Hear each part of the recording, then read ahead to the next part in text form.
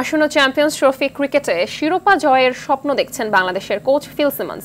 দুপুরে মিরপুরে চ্যাম্পিয়ন্স ট্রফির প্রস্তুতিতে বাংলাদেশ দলের অনুশীলনের আগে সংবাদ সম্মেলনে এমন স্বপ্নের কথা জানান টাইগার কোচ।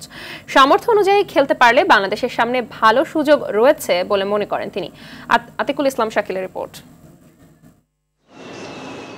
আর মাত্র ৮ দিন পরেই পাকিস্তান দুবাইয়ে শুরু হতে যাচ্ছে মিনি বিশ্বকাপ খ্যাত চ্যাম্পিয়ন্স ট্রফি ক্রিকেটের ৫০ ওভারের এই ক্রিকেটের জন্য অন্য দলগুলো যেখানে ওয়ানডে ম্যাচ খেলছে, সেখানে বাংলাদেশের ক্রিকেটারদের অনুশীলন হয়েছে বিপিএল এ টি-20 ফরম্যাটে। আর তাই অনুশীলন ঘাটতির কথা টাইগার কোচ স্বীকার করলেও বলছেন ৬-৭ দিনের অনুশীলন ক্যাম্পে ৫০ ওভারের জন্য নিজেদের প্রস্তুত করার কথা। আমি একমত যে এটি সেরা প্রস্তুতি নয়, তবে একটি বিষয় আমি বলবো যে তারা সাদা বলের ক্রিকেটের মধ্যেই ছিল, তাই স্কিলের দিক থেকে আরো ভালো হয়েছে।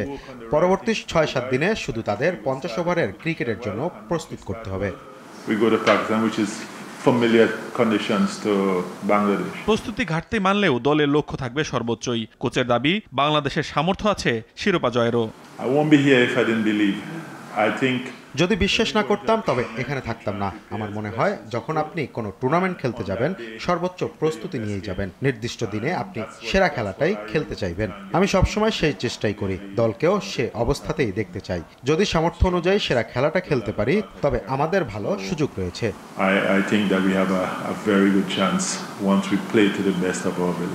এদিকে তৃতীয় দিন অনুশীলন শেষে দুঃসংবাদ বাংলাদেশ শিবিরে। অনুশীলনে হাতে চোট পেয়ে মাঠের বাইরে যেতে হয়েছে সৌম্য সরকারকে। আতিকুল ইসলাম শাকিল, RTV, ঢাকা।